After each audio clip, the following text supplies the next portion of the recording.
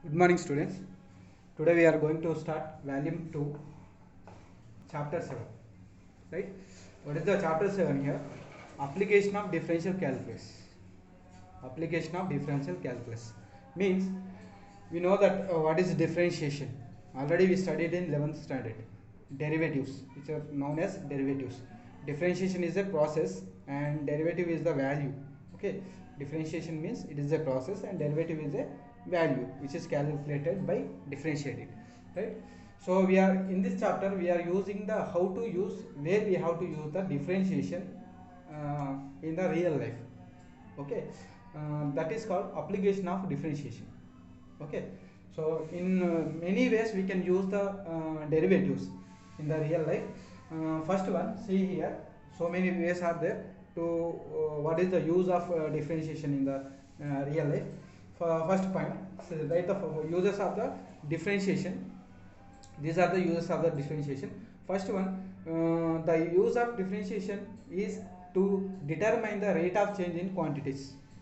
Rate of change in quantities, that means some quantity will be changed with respect to some another quantity. For example, let me explain. Suppose I am taking one circle. Okay, I am taking the circle. It has some area. Circle has some area. What is the area of circle? Suppose I am denoting area as a equal to pi r square. This is the area of the circle, right? It depends on the radius. Suppose I am decreasing the radius. Suppose this circle radius is 5 centimeters, then it will have the area pi into 5 square, so 25 pi. Suppose I am decreasing the area radius of the circle. Suppose I am decreasing the radius as 4 centimeters, then area will be changed. Area here 25 pi square, 25 pi. When radius is decreases to 4 centimeters, then area will be 16 pi. So here quantity is area. Quantity is area. It is its area is changing by the depending on the radius. If radius is decreases, area will be decreased. If radius is increases, then area will be increases. So some quantity is depending on another quantity. So the change of quantity here, change in radius is depending on change in radius. So how we can denote the change in quantity area, changing quantity, that is denoted by dA. Change in quantity in area is depending on change in quantity in radius. So we are using dA by dr. So differentiate area with respect to radius will give the change in area with respect to radius. So this is the use of derivative in the changing of the quantity. It may be quantity means it may be area, or it may be volume, or it may be price, whatever it may be. It will depending on the another parameter. So some changing in parameter will be, this is here radius is the parameter, no? If you change radius, then area will be affected. So depending on parameter, so quantity will be depending on the parameter, right? So if parameter changes, then quantity will be changes. So using the derivatives, we can find the change in quantity. Okay, this is the use of this is the rate of change in quantities. In that procedure, we are using the derivatives. And second point, see here, equation of normal and tangent to a curve at a point. We can find the equations of normal and tangent to a curve at a point. Suppose I am taking the curve in the xy plane. Suppose I am taking the curve like this. This is y equal to f of x curve. Suppose I need tangent line at this point. Tangent means which touches the curve. A straight line which touches the curve. This is tangent. To find the equation of tangent, we can use the derivatives here. If you know the point and if you know the curve, we have to differentiate it dy by dx. Then you will get the slope. We know that slope is m equal to dy by dx. So you will get the slope, and point slope form we can use, and we can find the tangent. If you know the tangent equation, we can find the normal equation also. Normal means which is perpendicular to the tangent at the point of contact. So here also we can use the derivatives to find the normal and tangent to the curve at a point. This is the another use. And third use is differentiations we can use to know the function is increasing or decreasing.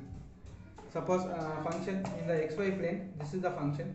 See here at x1 point it has f of y1 value. If at x2 it will have y2. So when x is increasing, y will be increasing. So this is increasing function. In this cases, to check the function is increasing or decreasing, we are going to use derivatives also. In this procedure also we will use the derivatives. To know the function is increasing or decreasing, we are going to use differentiations. By the differentiation also we can check the function is increasing or decreasing. Next, fourth point, we can calculate the approximate value of quantity. We can calculate the approximate value of quantity. For example, let me explain. For example, we know what is the value of root 36, 6. We know what is the value of root 25, that is 5. Suppose I am asking what is the value of root 24. Can we calculate? We cannot calculate. Using the calculator, okay, we can calculate it. But by the derivatives also we can calculate. Without using calculator, we can find the root of 24 value approximately. Approximately it is equal to 4 point something. Why? Because root 25 is 5, no? Root 24 will be 4 point something. So using the derivative, we can find out the approximate value of square root quantities, cube root quantities, which are not perfect squares. We can find the square root quantity of that values using the derivatives. It is possible. Without calculator also we can find the approximate values of square root values which are not perfect square, and cube root values which are not perfect cubes. Okay, and this is the next use of derivatives. Next, fifth point, we can find the maximum and minimum of a function using the derivatives. We can find the maxima and minima of a function. What is maxima? For example, in the xy plane I have the function like this. So this is the function y equal to f of x. It will attain the maximum value at here. This is the maximum value of f of function value. So remaining all quantities will be less comparing to this value. So this it is attaining maximum value at some point y2. Suppose if you take here y2, it is attaining the value at x2 and y2. At x2, y2, it is attaining the maximum value. So this is the maximum value. Suppose function is like this. So here maximum value is not defined, so it will be extended. Minimum value it is attaining at y1, x1 and y1. The function is attaining minimum value. So to find this, what is the minimum value and at what point? This point is called point of minima, where minimum value of function is exist. And suppose this is at the point y2 and x2, that means x2 y2. This point is called point of maxima, where the function attaining the maximum value. So to find what is the maximum value of the function, and to find what is the minimum of the function, and to find the point of maxima, point of minima, to find that we are going to use calculus, differential calculus, differentiation. By using the derivatives we can find the maximum value of the function and the point of maxima and minimum value of the function, which is known as point of minima. These are the uses we are going to discuss in this chapter. Okay, in 7th chapter we are going to discuss all these points. So first we are going to study the determine how to determine the rate of change of quantities. Okay, and before that we know that what is the slope is denoted by m. If you know the 2 points on the line, suppose this is 1 point, this is 1 point, x1 y1. I am recalling the slope and tangent which are discussed in the derivatives in the 11th standard. Suppose we have 2 points on the line, then what is the slope? The difference between y quantities is equal to x2 minus x1 by upon y2 minus y1 by x2 minus x1 will give the slope of the slope of the line. Slope of the line means we know the slope of the line. It will make some angle with the x-axis. If it is theta, if you know the theta without points, without taking any points on the line, if you don't know any point on the line, and if you know the theta which is making some angle in anti-clockwise sense with x-axis, then we can find the slope of the tangent of the line. of the line with respect to using the formula m equal tan theta, right? This is also slope formula. You can find the slope of the line. And if you have only equation of the line, suppose y equal to f of x, it is without having any points, without knowing the angle with x axis. If you have only equation of the line, then we can derivative it, dy by dx. By derivating it, you will get the slope. So three ways we can find the slope of the tangent, and derivative is known as slope of the line, right? Suppose if you have the curve, like this is the curve. Suppose I am taking one point here, which is x1, and what is the y1 quantity? F of x1. So this point is, suppose I am taking as x1 comma f of x1, and I am taking b point here. This is x2. X2 means suppose I am taking with distance some small distance. Here the point will be x1 plus h. With some distance, h distance, I am taking h distance, where h is very small. I am taking the point x1 plus h. So here the x1 coordinate x1 plus h, y1 coordinate f of x1 plus h. These are 2 points. If you join these 2 points, you will get the secant of the function, secant of this curve, secant line. Suppose if you decrease the h value, suppose I am taking h is tending to 0. That means if h is very close to x1, h tending to 0 means h, the positive quantity is very small. Very small means it will be very nearest to x1. If it is b decreases, if b approaches to a, if b is approaches to a, then h is tending to 0. That means h will be decreased. If b is, so it will coincide with b. At that time you will get the tangent. At that time you will get the tangent. So that will give at that time that what is the slope of this secant line? First of all, AB slope is, how to find? If you know the 2 points, f of x1 plus h minus f of x1. Difference between y coordinates by difference between x coordinates. x1 plus h minus x1. Here x1 cancel. This is slope of the chord. Slope of the chord of the function, which is now secant line. When b approaches to a, h will becomes to 0. So that at that time AB becomes a tangent.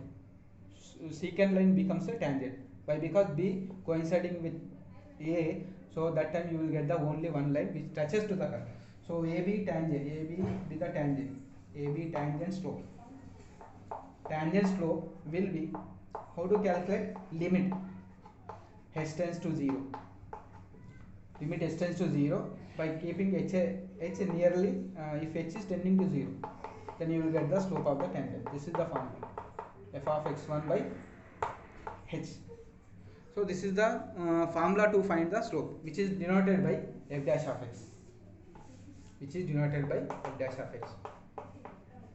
Derivative of the function, or we can denote it by dy by dx also. Dy by dx or f1 of x is equal to limit h tends to 0, f of x1 plus h minus f of x1 by h. So this is the derivative definition, derivative of the function definition. It is denoted by dy by dx, or it is denoted by m also. Okay, right. Now see, now we are going to discuss rate of change in function. First of all, we have to write slope or gradient of a curve. Slope is also known as gradient. Slope or gradient. Gradient of a curve. Slope and or gradient of a slope, also known as gradient of a curve. Let y equal to f of x. Let y equal to f of x be a given curve.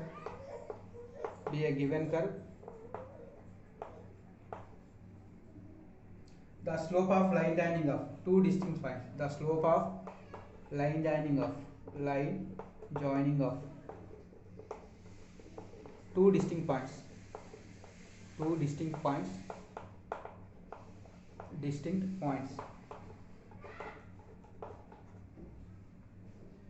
X comma f of x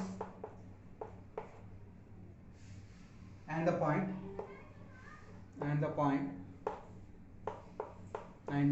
x plus h comma f of x plus h. This is x coordinate, this is corresponding y coordinate. Is slope, how to find the slope? And the change in the y coordinate, f of x plus h, difference of the y coordinates by upon difference of the x coordinate. X plus h minus x becomes h. X plus h minus x will be h. This is called Newton quotient.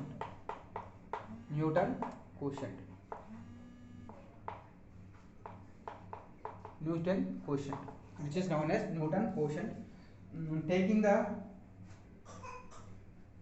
limit h tends to 0. Taking limit h tends to 0,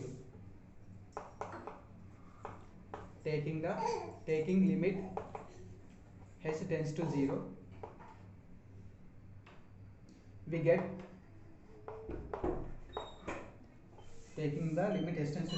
get limit h tends to 0 f of x plus h minus f of x by h is denoted by f dash of x,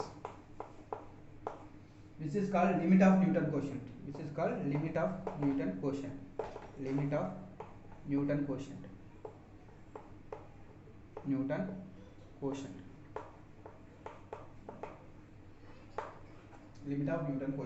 Okay, right, complete it. Limit of Newton quotient. Now note, write one note. If theta is the angle made by the tangent to the curve,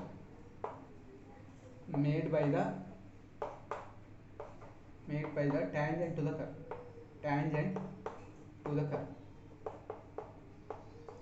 Suppose here I am taking one curve like this, and this is the line, tangent line, it is making theta at some point.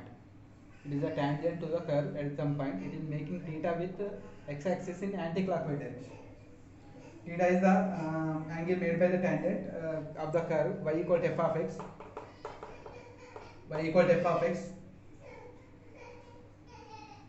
At the point x comma y. At the point x comma y.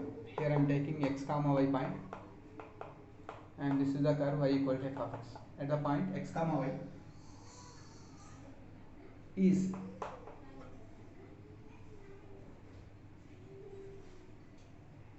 at the point x comma, then the slope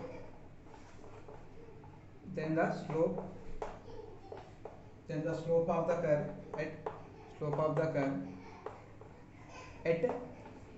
x comma y is f dash of x equal to tan theta.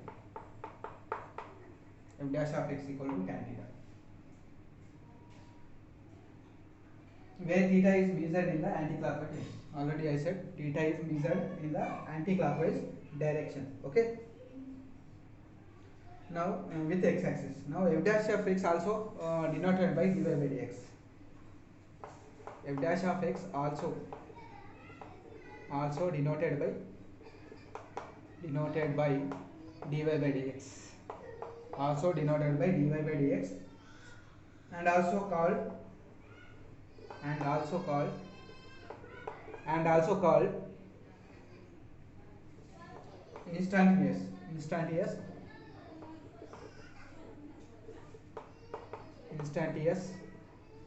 rate of change.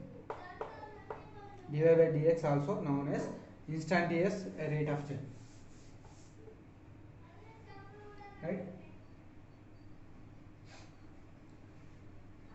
Right now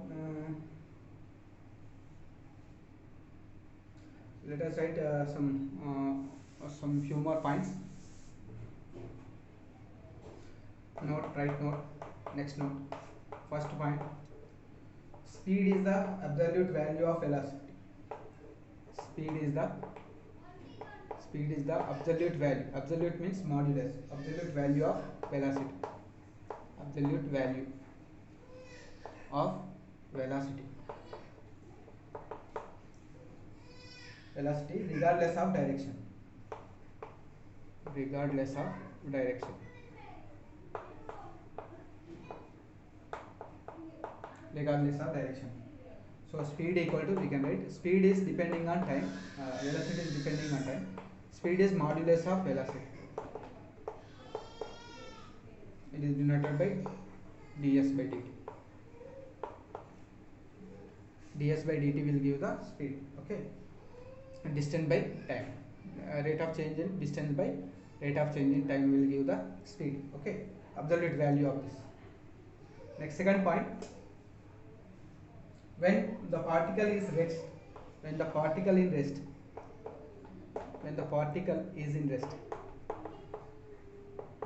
rest,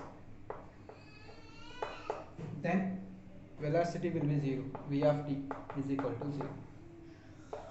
When particle moving forward, when the particle moving forward,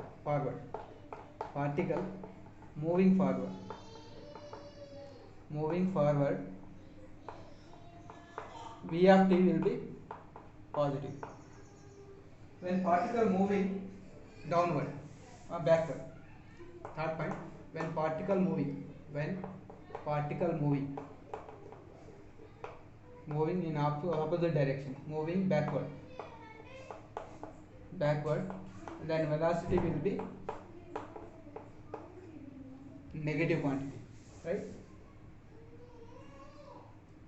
Next, fourth point. When the particle changes direction, when the particle changes direction, when particle changes direction,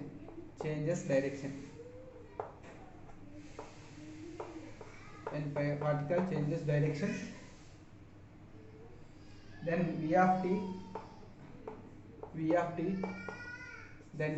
changes the sign.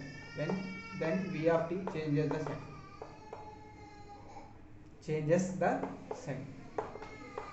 V of t changes the sign. Okay.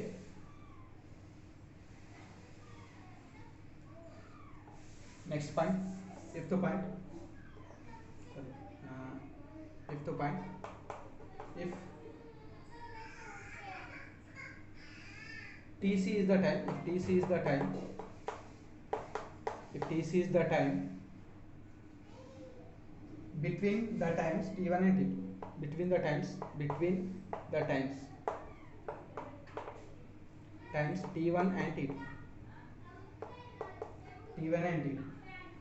that is T1 less than Tc less than T2.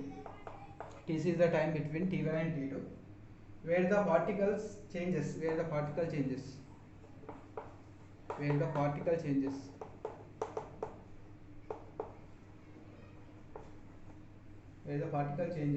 direction,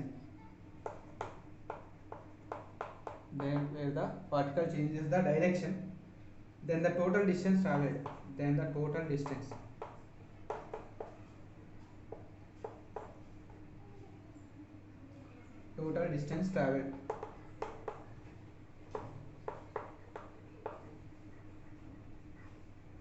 traveled from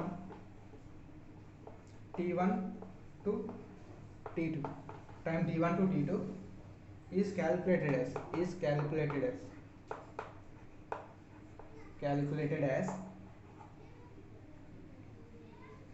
S of T1 minus S of Tc plus S of Tc here modulus of S of Tc minus S of T2.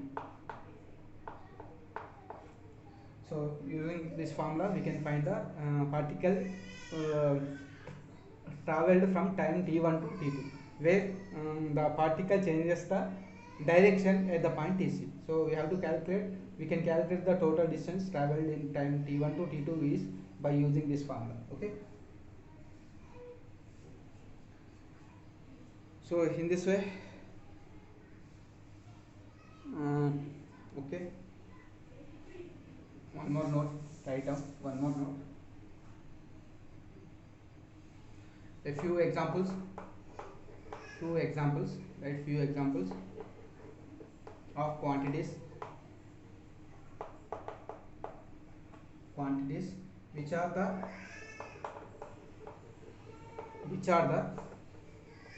rates of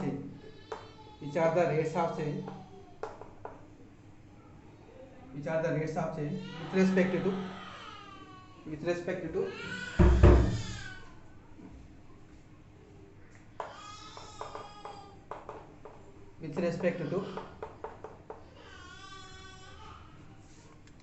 respect to some other quantities,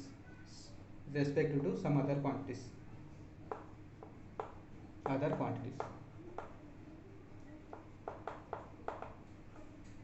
First one, slope. What is slope? Slope is the rate of change in vertical length. Is the rate of change in slope is the rate of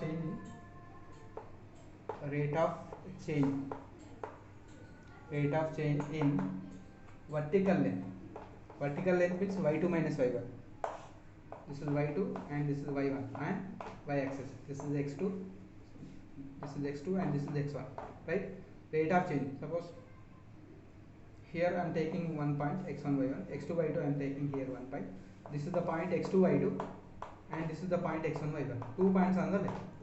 So what is the derivative? y2 minus y1. That means vertical change in vertical length with respect to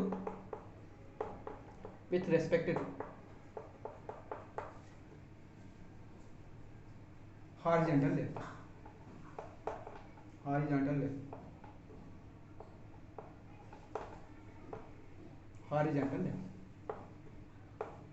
X2, what is the slope? y2 minus y1 by x2 minus x1, right? So change in vertical length by horizontal length will give the slope. Second point, velocity is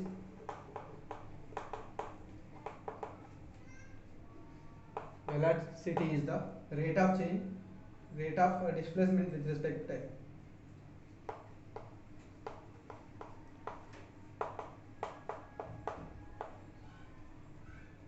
Displacement with respect to time.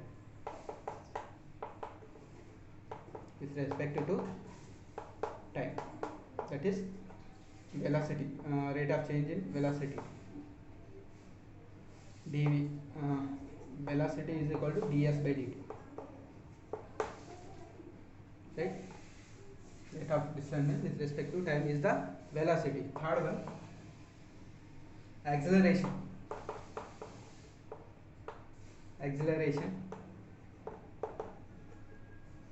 is the rate of change in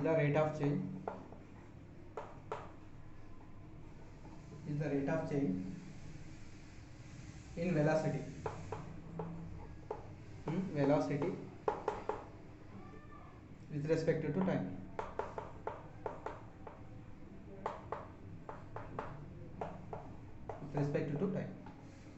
That means acceleration is denoted by a equal to dv by dt. Rate of change in time with respect to time. Acceleration will give the acceleration, right? That's all. So